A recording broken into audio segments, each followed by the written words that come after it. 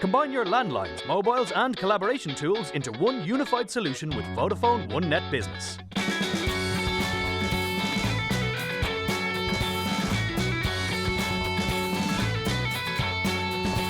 Hello, I'm Brian Purcell, and this is the Ready Business Podcast, the show for startups and SMEs looking for some inspiration, insights, and some great advice. On this week's show, Luke Mackey of Bamboo explains how they want their app to be your go-to source for booking your morning coffee or lunch. Tap a button and beat the queue is the genesis behind their business. So is Bamboo going to shake up the order and demand industry? This is Luke Mackey's Future Maker story. Luke Mackey, welcome to the Ready Business Podcast. Tell us about your business. What is Bamboo? Thanks for having me. So Bamboo is a mobile app for restaurants and cafes. It's a really easy way to order lunch and coffee. Our prime user are people who work in town. They work in offices, and they only have 1 hour at lunch, or they only have like that little gap between getting off the train and getting coffee on the way to work. So what we do is we have a whole network of restaurants and cafes on our app. You can order what you want. You press a button. We tell you when it's ready. So when you arrive for your lunch or your coffee, it's just sitting there waiting for you with a bag, with your name on it. And it's a really awesome experience. Saves people about an hour a week if you order every day. So So basically, when just at this coffee shop, you order your two Americanos and your cappuccino. They're already waiting for you. You wouldn't want to be too far away now, really, would you? It's ideal if you're in a close cluster like the IFSC, probably. Absolutely, and that's actually how we roll out. We go into area by area. We go really hyper local. And hyper-local, I like hyper-local, exactly. We go into concentration of highly concentrated areas of restaurants and cafes, and then we make sure there's a good concentration of business around them, offices, because there are users. And when you order on the app, it actually tells you how long your food's going to take. So it's like if you're going to order 2 coffees and say a sandwich, we're going to tell you it's going to be ready in 8 to 10 minutes. So prior to you even ordering how long it's going to take. And then when you order, we constantly update you on the progress. We tell you when your order's been seen, we tell you when your order's been prepared, and we tell you when your order's ready to collect. There's that much detail? Yeah. And that's what really adds to experience as well, compared to just your order going into a black hole and not knowing where it is. Like, we actually, you know when to leave the office, and you know when your order's going to be sitting down there with your name on it. It's a super kind of responsive and personal experience. And the outlets that you're using that just say sandwich bar, and there are places in the IFSC, and you see these huge queues. Yeah. Do they have no problem giving you pre-sync, do they? Because they see these customers every day coming at them queuing, and I guess they get to know them. But do they mind this? It's not even it's like queue skipping. It's not even queue skipping, because it's not even like you're being treated differently. It's you're ordering, say, 20 minutes ahead of everyone else. So you're essentially you're in that queue, but you're queuing from your office desk, or you're queuing on the way off the train. Easy way. And it's a really good way. And you're not in any way skipping anyone else. The people in the store might think you're skipping, but you've done the hard work. You've made that order about 20 minutes ahead. So you're just walking in, you're grabbing your bag, and you're going and you're leaving. And it's a really awesome experience. You kind of feel like you have a little bit of a superpower in your pocket. So obviously it's not like Deliveroo. No, we would take actually a completely different. It's a completely different decision you make. It's a completely different product as well. When you order on Deliveroo, you're first of all, you're probably committing to paying a little bit more. Like the average order you make on Deliveroo might be 15-20 euro, with all like the fees and everything on top of it. With Bamboo, there's no fee at all. Our average order is around 6 or 7 euro. That's like the average order of someone's going to order a lunch and a coffee with. And when you order on Deliveroo, you think, okay, I'm in the office, I have a project to finish. There's no hope I'm leaving my desk, or I'm at home. I'm watching TV. I'm not going to leave. Bamboo, like, I have an hour at lunch. I want to get out. I want to get out of the office, but I don't want to spend my time in the queue. So I'm just going to press a button on my phone. It'll be there waiting for me. I can run in, grab it, and I can actually spend my lunchtime eating and chatting with my friends. So this is how you define order on demand, is it? How do you define it yourself? We call it mobile ordering. We're a mobile ordering marketplace. It's like online ordering, but you're doing it from your phone. And is it only the coffee and lunch area you're targeting? Right now, yeah, definitely. Yeah. That's the biggest need for it. That's where it's immediate. It's where the cash is coming from for you. It's not even just where the cash is coming from. It's where the biggest problem is. Our users are around the ages of, our core users, our heavy users are around the age of 25 to 35. They're working in offices in city centres. They're the ones who have that. They're short on time. They have that 1 hour at lunch, and they have that gap when they're on the way to work. And that's where we see our orders. That's where our orders come in the morning for your morning coffee and maybe a bite to eat. And then the biggest spike we get is at lunchtime when people are ordering at lunch.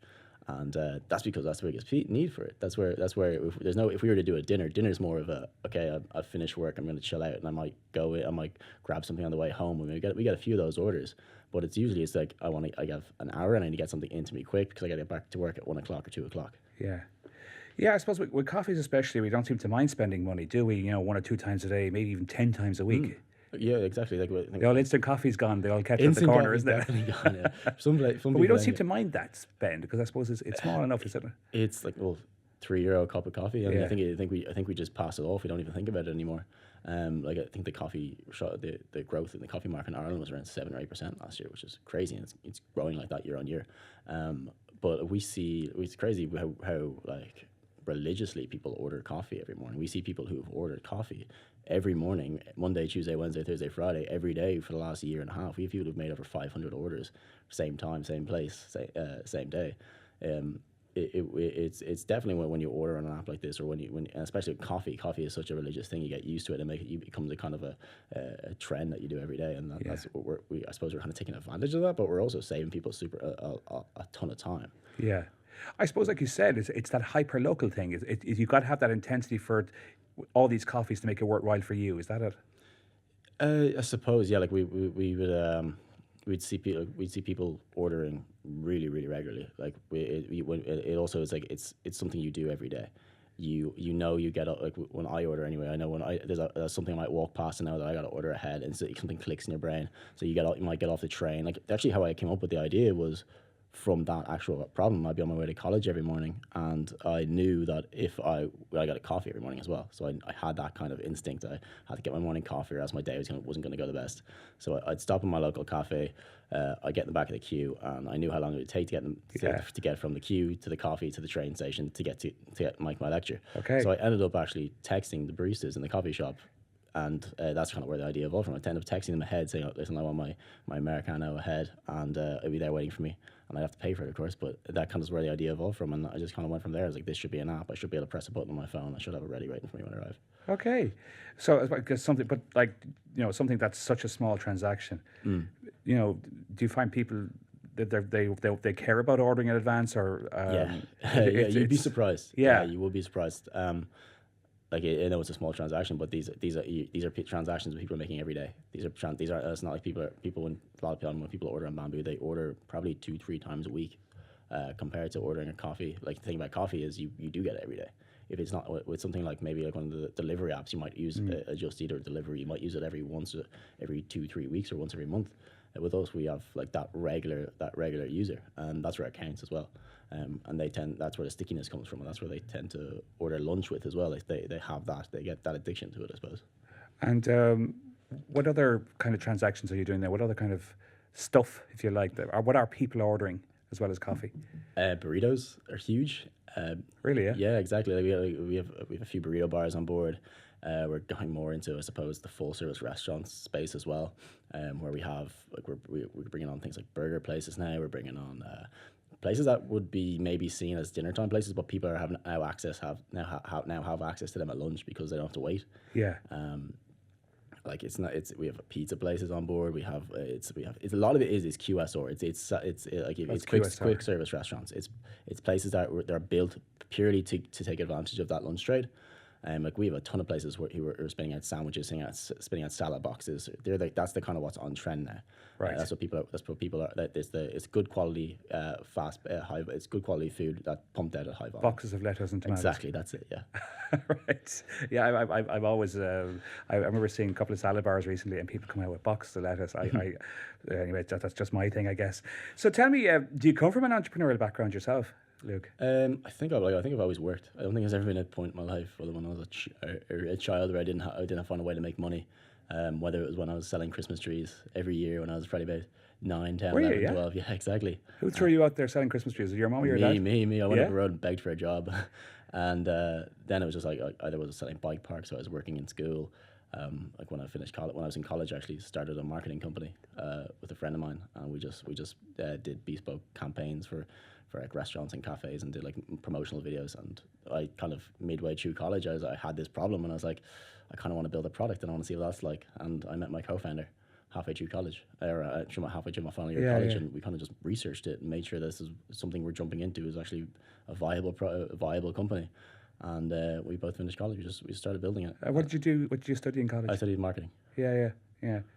And tell us about the marketing company. Did that kind of fall by the wayside? Well, it was really a hobby that we made money doing because we really enjoyed it. And did you just like trolley on up to the door and knock on the door and say, "Listen, It was a bit of marketing that. campaign?" It was a bit of cold emailing and get on our first gigs doing. Well, listen, we'll do this video for free, or we'll do it at half price, or this is our normal rate. And from there, we it was all word of mouth. We didn't have to do that much work for it really, because we were in college and we were just finding time on the weekends and a bit of time outside college to do it. And we were both making money from it as well. At the same time. Like turn over a few bob. Turned over a few bob. And what did mom and dad think of all this? now, Jesus, I don't think. Well, when I told them that I'm doing this, like, why don't you just go get a job? Seriously, why are you bothering putting yourself through this? How did you face into that? Just took it on the air. They just didn't mind it. Just kept going. And now they're completely behind you. Like they of course, they're amazing. And but yeah, now like when I started this, I met my co-founder through a friend of mine. And a lot of it is just through meeting people and through a network of people you meet. And where did you guys meet? I met him through a friend. He was in DIT. He was doing computer science, and he was building something similar. He was building a basically like a SaaS product for career companies. So this is the tech guy now. This is a tech guy. It's your tech partner. He's my CTO. Yeah. He's the brains behind the business. He was building something within like the local commerce space, and I was just like, I had a prototype on my phone. I built this like visual idea of how I think Bamboo should look. And he was like, listen, I like your idea. Let's see if this is something we could do. And we just researched it for ages, and we just both dove in and see if there's anything else in the market like this. And what was he doing at the time? He was just finishing college. We were both in our final years of college, and he had this college project. And when we finished, instead of going off and doing the traditional thing and going and getting jobs and maybe learning a bit more for a few years' time, we're just like, let's go and do this. And we built a prototype in about 3 months. We went for something called CSF, which is Enterprise Ireland's like first kind of I suppose grant for startups. Where we got 50,000 from that. Okay. And that's where the things were really able to kind of take off. We hired our first employee, and we built our iOS app in about 2 months compared to building our Android and our merchant stuff in about. So you just tore on into it. Tore on into it, exactly. Just long hours, just. And then we made our first sales probably a month before we were going to kind of soft launch. So we got about 10 stores on, and when I say we got 10 stores on, we didn't just. Okay, stop there right there. You're making this sound too easy. Just go back for a second before you go to the 10 stores, because I'm interested in that as well. Yeah.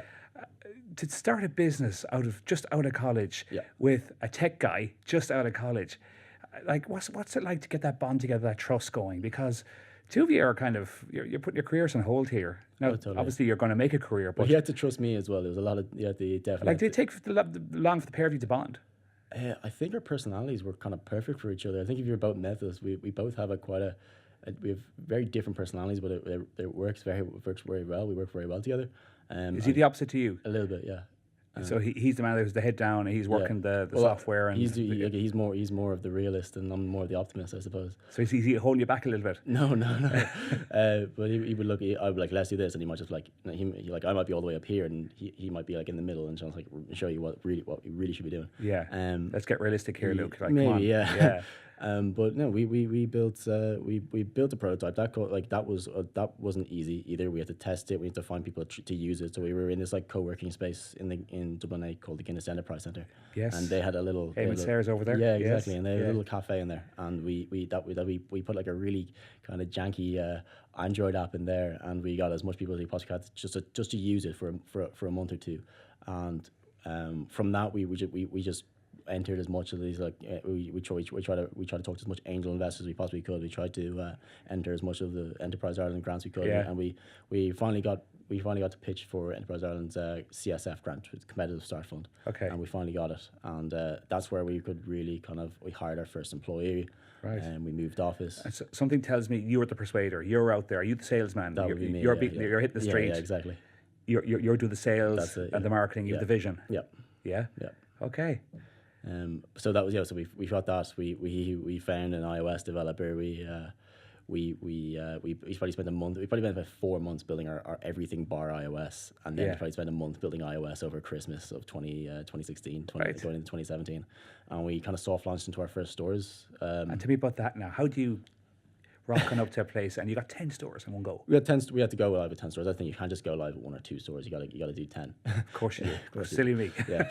1 or 2 is ridiculous. Yeah. But tell me, so like, what was that process like? you walk in the door or you cold emailing people and saying, listen, would you meet me? I have this product that we would love to you to you think would be really good for your business. And was this a chain? Or 10 separate stores? We didn't have any chains at the start. No, it was all independents. Wow. These are all entrepreneurs as well. These are all people who are starting up cafes and restaurants from the start. So they own it. You're walking in there, and they probably see a little bit of themselves there as well, which helps. And we still have all of those restaurants today. And we from there now we're up to about 100 in Ireland. We've launched in Cork just in February. 15, 20 stores in Cork, and we're kind of onboarding stores quite quickly now. We're onboarding about 10 to 20 stores a month at the moment. Yeah, but I'd say, are you the guy that doesn't take no for an answer, or are you just a very good definitely. man to open the door with the proper sales pitch? It's really hard sometimes to open the door and get in. Yeah, of course. Well, yeah, definitely. If someone that doesn't take no for an answer, I'd be quite persistent, and that's what gets you so much sales. That's what gets you so far. But yeah, I've definitely got a lot of no's. I'm not gonna say I didn't get a lot of no's, but I push people to the edge before I got a no. Yeah. How do you deal with no's? Oh, they're fine. Do you give up? No. Or do you give up? No, you'll come back. A lot of those no's will be coming back to them in the next few months. Will you? Months, yeah. Well, so I suppose a lot of people, they want to see that, look, you have experience and other people are using it. It's that kind of way, isn't it? You know, they get that kind of comfort, really, don't they? And there's a lot of credibility. And what we're doing right now as well is we're building credibility. Yeah. We were so early on that I'm sure people didn't want to take a risk with us, and now we're signing up larger accounts, and we're proving like we're doing thousands and thousands of euros for a lot of our partners every year, that we're becoming a substantial amount of the business. Yeah. And they're seeing a reward of that. They're seeing like higher average order sizes through Bamboo. They're seeing more recurring customers through Bamboo. We're going into a different side of the business now as well. We're actually selling directly to corporates. So we're going in and saying to, like, whether you're an office where you're a business of 10 employees or 1,000 employees, be able to use Bamboo for them. You'll be able to say, okay, all of our employees, we have a ton of restaurants and cafes right outside our doorstep. Instead of ordering in food all the time, we can add the perk to our staff of saying, listen, because you work in X Corp, you get to save over an hour a week ordering in any of these places. We'll cover €5 of every order. And everyone's happy, and we can really show that we can show the data back and say, like, listen, your employees save this much of their lunch break ordering through our app. They're not spending anything extra. You can put it through your expense systems really simply. Just loads of different things we're adding on in the next few months. So tell me, how long are you out of college now? So I finished college in June 2016. And do you mind me asking what age are you now? 23. Wow, that's great. And how many people are you working for you now? 7. 7, is there? Yeah. And did you have any other ideas, or was it always this one? I think if I stopped, I would have had plenty of ideas, but you kind of had to land. This is the one that it was eating away at me for about 2 years' time before I actually was able to run with it. And you got funding from Enterprise Ireland, and you raised some seed capital as well to further develop. Literally just last week, we just announced that we raised €500,000. We raised 500,000 from private investors in Enterprise Ireland as well. Seed funding, though, it's difficult to get it. That was very difficult to do. Yeah, I got my first grey hairs from it. Really? Yeah. Are you finding people are reluctant to commit? It's not even that. It's just there's a lot of parts involved in raising a fundraising round. There's also the fact that we weren't even planning on doing that amount of money, and then someone came in very close to the end, and we had to keep it going, and that drew out a little bit. It's just definitely a lot of people you have to convince, and you probably pitch to about 50 to 60 people, and you probably only have 6 people participating in the final in the actual round. Are you finding there are a lot of messers and tire kickers? Oh, there's definitely a lot of messers and tire kickers. Yeah. And have you got good at finding those guys, seeing those people, and telling them basically bog off, stop wasting my time? I think so. Yeah. I've learned so much from that last round that I feel I'll have a better idea of the mechanics of how to do another round now in a year's time when we want to close one out. But yeah, you learn the amount I've learned in the last 12 months. I don't think no matter what happens. Were you trying to do it all yourself, or did you have some kind of like a corporate finance firm or an accounting firm helping you? It was all by ourselves. Yeah. Was it? All by ourselves, yeah. That must have taken a lot of energy. Yeah. And you're still kicking on doors, opening stores. Yeah. Or getting into stores. Well, like the last 3 months, I've kind of had to stop like that because we got to the kind of the close of that round. That last 3 months was like, okay, I need to get this money in the door and get this over and done with, so we can concentrate on running the business now. And now we're back to business development. And Luke, do you think we're a risk-averse society here in Ireland compared to the US? No, I think we have a lot of entrepreneurs in this country who want to do something, but I think. But in the investment side? In the investment side, it's not great. Yeah. No, definitely not. There's a lot. There's not enough out there. There is too many. I think there's a lot of investment networks out there that aren't active enough. That's one part of it. I think the tax scheme isn't up to scratch compared to if you look over the UK. A lot of Irish companies go and set up shop in London. It's better in London, isn't it? For investors, it is definitely. Yeah. And obviously, if you look at all the big tech companies that have come out of Ireland, a lot of them are just going straight or setting up in the States. There's a lot of reasons behind that.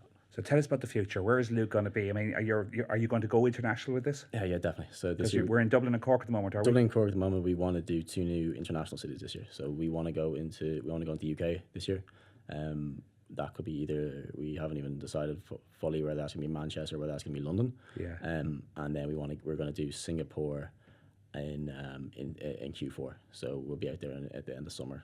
Why the jump way over to the far side of Asia? One of our first angel investors came in really early on, took a massive bet on us early on, immediately saw that as a market opportunity because he lived over there and he has a lot of business over there.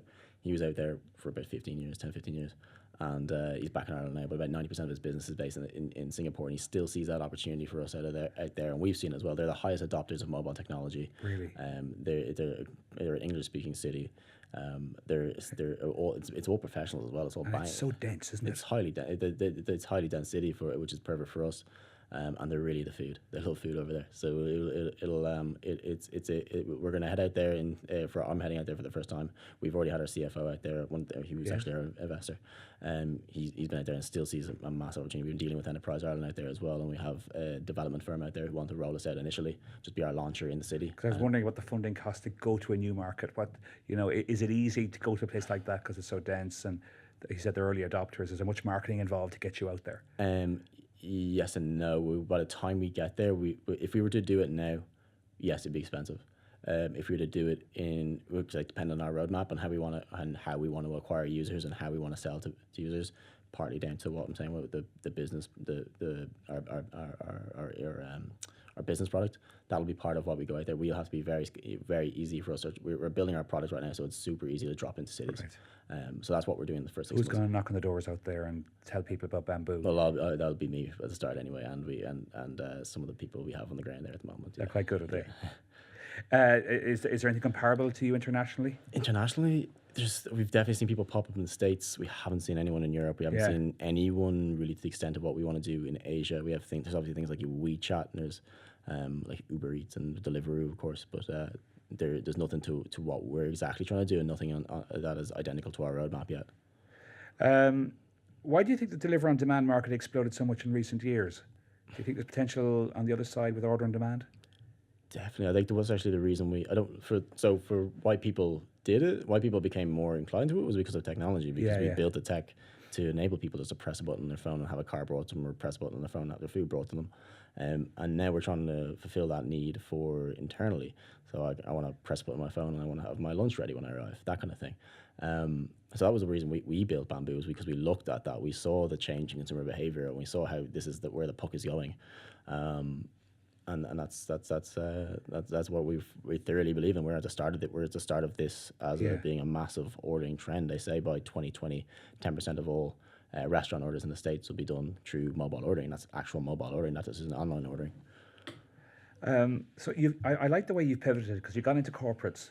And are you in colleges as well? We did have a college ambassador at the start of this year, and we're going to pick that up again next year. I'm going to go quite heavy on the colleges, but we saw where our biggest users were, and we saw we had to spend most of our attention, and that is going to be in corporate. That's going to be in businesses. Tell us about your top tips then for business success, because I just love the way you just came out of college and you went for it. Yeah. And you worked in it, and then you got the funding in place, and then you kicked on again, and then you got seed funding.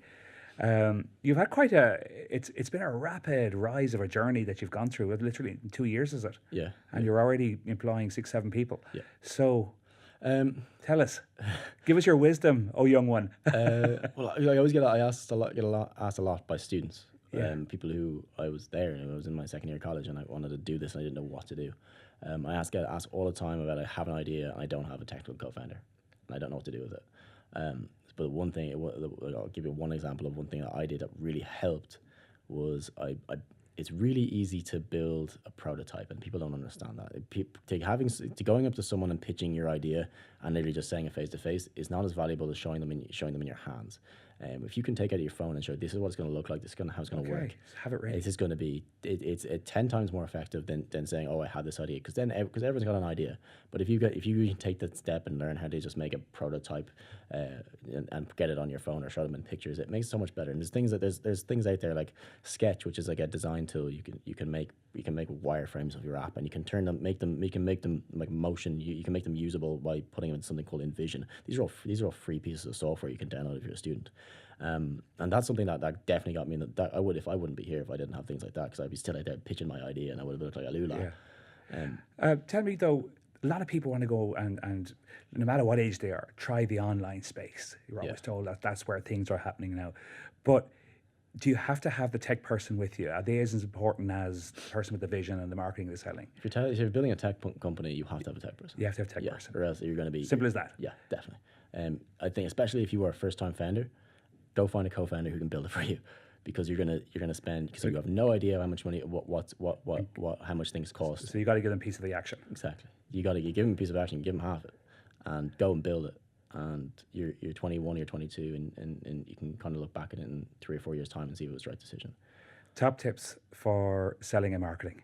Selling and marketing. So you seem to be the ace man, getting out there and opening doors. Yeah, never say no, and I suppose be normal. Don't be a salesperson as well. When we're selling to, I suppose we're not even trying to sell to restaurants. We're just trying to have conversations with them and show them this is something that they can be valuable for the business. If you go there and there's a salesperson, they're going to have none of it. So don't be a salesperson and don't say no. And something tells me you got to have a lot of energy. Yeah, definitely. Yeah, well, Luke, you certainly have that. Luke, it's been a pleasure talking to you, and thanks for joining us in the Ready Business Podcast. Thank you. That's it for this week's episode of the Ready Business Podcast, and my thanks to Luke Mackey of Bamboo for joining me on the show. Don't forget to subscribe on iTunes and SoundCloud, and join me next time as we discover more inspiring future maker stories. Simplify how you work with cloud-based unified communications. Vodafone One Net Business.